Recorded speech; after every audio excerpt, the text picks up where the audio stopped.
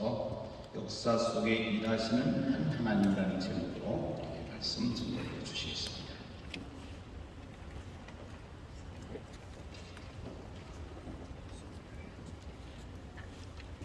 역사적으로 한국 장로교회는 1884년 4월 5일 미국 북장로교회가 파송한 의사 알렌과 목사 은두드가 제물포에 적발을 내디딤으로 시작되었다고 볼 수 있습니다. 이후에 1901년 청량 장로회 신학교를 설립하고 1907년 장로교 총회에 모집할 수 있는 동로회를 조직하여 장로교의 신조를 채택하고 장로교 정치체제인 프레스비테리아니즘을 받아들이기로 결의했습니다. 실로 감격스러운 하나님의 은혜요 하나님의 축복이었습니다. 15년이 지난 후에 원산과 평양에서 일어난 대부흥운동과 급속한 성장에 힘입어 1912년 역사적인 총회가 조직되었습니다. 총회를 조직한 후에 110년을 보내고 오늘에 이르러 장로 교단들이 뜻을 모아 110주년 기념대회를 개최하여 한국교회 앞에 큰 울림과 단합된 힘을 보여주게 되었습니다. 긴 세월 동안 복음을 전하며 한국 땅 구석구석마다 교회를 세우시고 헌신과 희생적 목회를 통해 교회를 부흥 성장시키시며 해외 선교의 박차를 가해 선교 대국으로 발돋움하는 일에 교단을 선교하신 여러 총회장님들, 노회장님들, 지도자 여러분들의 노고와 기도와 헌신과 희생에 감사를 드리며 그 열매를 우리 후손들이 이어받아 복된 삶을 누리고 있음을 고백하지 않을 수가 없습니다. 오늘의 여러 가지 이해 충돌로 지나치게 분열되어 장로교회의 신학적 정체성과 역사적 정통성이 희석되어가는 현실을 직시하며 다시금 한 하나님, 한 성경, 한 복음, 한 주님의 교회 안에서 다음 100년을 새로운 영적 각성과 부흥과 도약의 발판을 삼을 수 있는 연합된 대회라서 더욱 기쁨이 큽니다. 저는 이번 장로교회 설립 110주년을 기념 대회가 교단적 위상과 업적을 예찬하고 자랑하려는 대회가 아니라 그동안 잃어버리고 무관심했던 일들이 무엇인가를 회상하고 새롭게 추진하여서 다음 100년을 대비하고자 하는 뜻깊은 대회라고 생각합니다.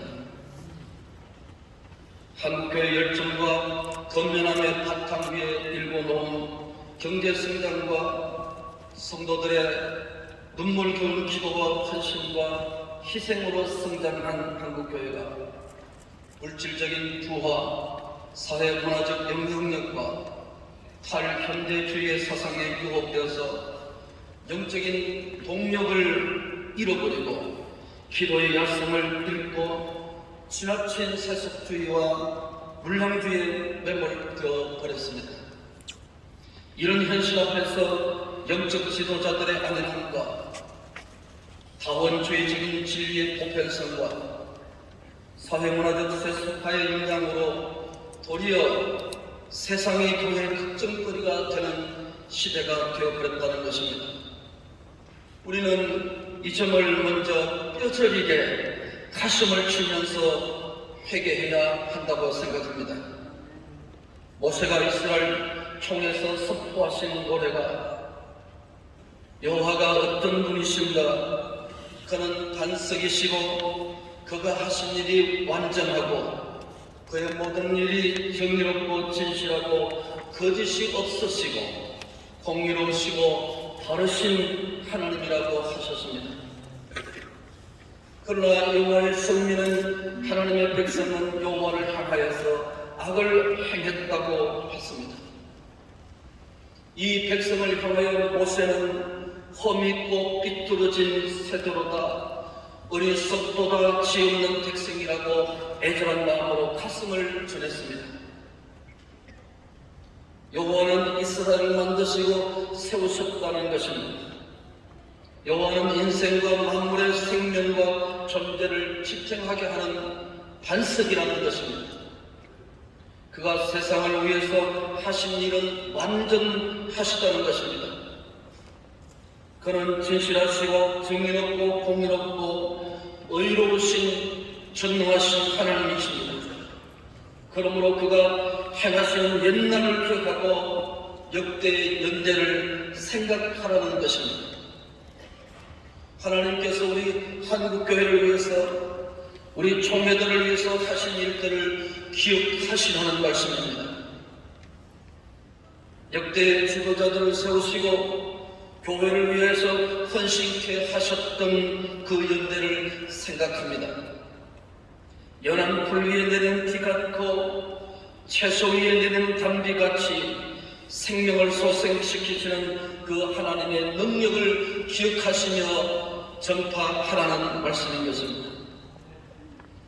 장로 교단들이 힘을 합하여 나라와 백성의 죄를 대하여서 회개하고 악한 길에서 돌아서게 하는데 앞장서라는 말씀입니다.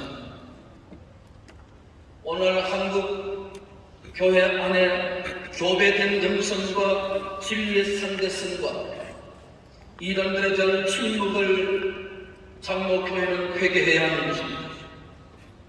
성경의 권위를 최우선시하는 장로교회가 현실에 대하여서 바른 말을 선포하지 못하고 실업증에 걸려서 민족의 희망이 되지 못하고 죄악을 책망하지 못한다면 어찌 개혁신앙의 후손이라고 할 수 있겠습니까?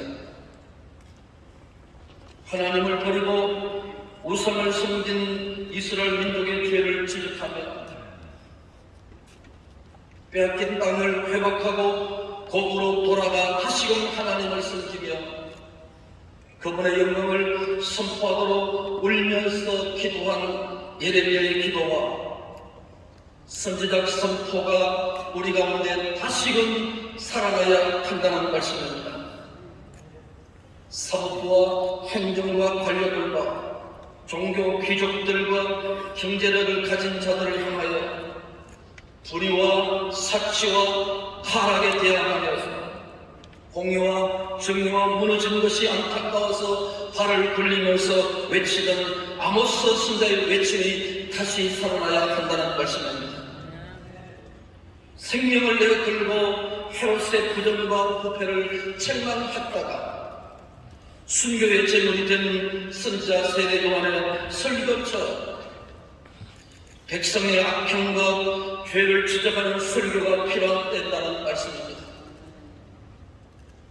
칼빈은 교회와 신앙만 개혁할 것이 아니라 칼빈은 그 당시에 시의회를 개혁하고 사회 온갖 부정과 부패와 불의에 맞서서 정의로운 사회 구현을 요구했었습니다. 스코틀랜드의 종교개혁자 존 락스는 한평생 하나님을 두려워하며 사람을 두려워하지 않았던 삶을 살았습니다. 존 락스는 로마 교회를 추종하고 미사를 장려하며 개혁을 반대했던 스코틀랜드의 메리 왕의 무지와 어리석음을 신랄하게 지적을 했었습니다.